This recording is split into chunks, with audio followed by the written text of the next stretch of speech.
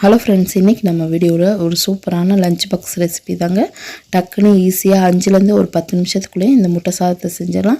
இது எப்படி செய்யணும் வாங்க வீடியோக்குள்ளே போய் பார்க்கலாம். அதுக்கு முன்னாடி இன்னும் சேனலை சப்ஸ்கிரைப் பண்ணாமல் பார்த்துருந்தா சப்ஸ்கிரைப் பண்ணிவிட்டு பக்கத்தில் இருக்க பெல் ஐக்கான். இந்த சாதம் செய்யறதுக்காக ஒரு கடாய் வச்சுருக்கேங்க. கடாய் சூடானதுக்கப்புறம் 2 ஸ்பூன் அளவுக்கு எண்ணெய் சேர்த்துருக்கேன். எண்ணெய் காஞ்சதுக்கப்புறமா 1 ஸ்பூன் அளவுக்கு கடுகு நல்லா பொரியட்டுங்க. நல்லா பொரிஞ்சதுக்கப்புறமா 1 ஸ்பூன் அளவுக்கு கடலைப்பருப்பு சேர்த்துக்கிறேங்க. சேர்த்துட்டு ரெண்டும் நல்லா நிறம் மாதிரி வரணுங்க. அந்த அளவுக்கு நல்லா வறுத்துக்கோங்க.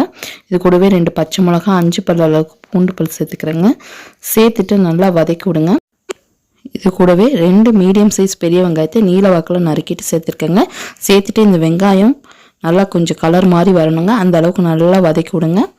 இது ஓரளவுக்கு நல்லா வதங்கி வந்ததுக்கப்புறமா நம்ம கேரட், பீன்ஸு இது மாதிரி வெஜிடபிள் இருந்தாலும் சேர்க்கலாங்க. அப்படி இல்லைன்னா உங்கள்கிட்ட குடமிளகா அது மாதிரி இருந்துச்சுனாலும் அது சேர்த்துக்கலாங்க. என்கிட்ட எல்லோ கலர் குடமிளகாவும் ரெட் கலர் குடமிளகாவும் இருக்குது. சேர்த்துட்டு ரெண்டுத்தையும் நல்லா வதக்கிக்கோங்க. இந்த குடமிளகா கொஞ்சம் லைட்டாக வதங்கி வரணுங்க. அதளவுக்கு நல்லா வதக்கி விடுங்க.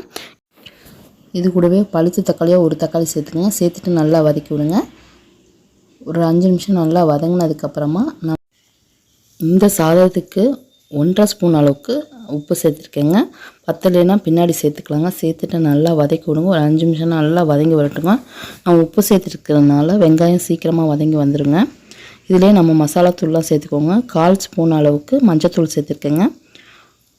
1 ஸ்பூன் அளவுக்கு கரம் மசாலா தூள் சேர்த்துருக்கேங்க. 1 ஸ்பூன் அளவுக்கு வரமிளகாத்தூள் சேர்த்துக்கோங்க. நான் குழந்தைங்க சாப்பிட்றதுனால கம்மியாக சேர்த்துருக்கேங்க காரம். இன்னும் கொஞ்சம் கூட வேணும்னா நீங்கள் கூட சேர்த்துக்கலாங்க. சேர்த்து நல்லா வதக்கி விடுங்க.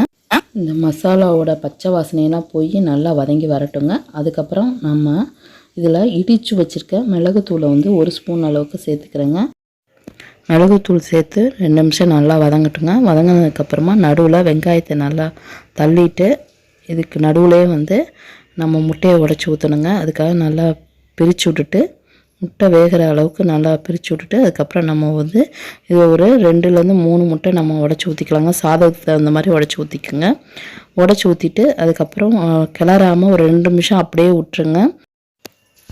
2 நிமிஷம் கழித்து அப்படியே மெதுவாக கிளறி விட்டிங்கன்னா முட்டை பொரியல் மாதிரி வந்துடுங்க. அப்படியே நம்ம ஒரு 5 நிமிஷம் அப்படியே கிளறிக்கிட்டே இருந்தோம்னா அடி பிடிக்குங்க. அதனால் கை விடாமல் கிளறிக்கிட்டே இருந்தோம்னா பொரியல் மாதிரி ஆகிடுங்க.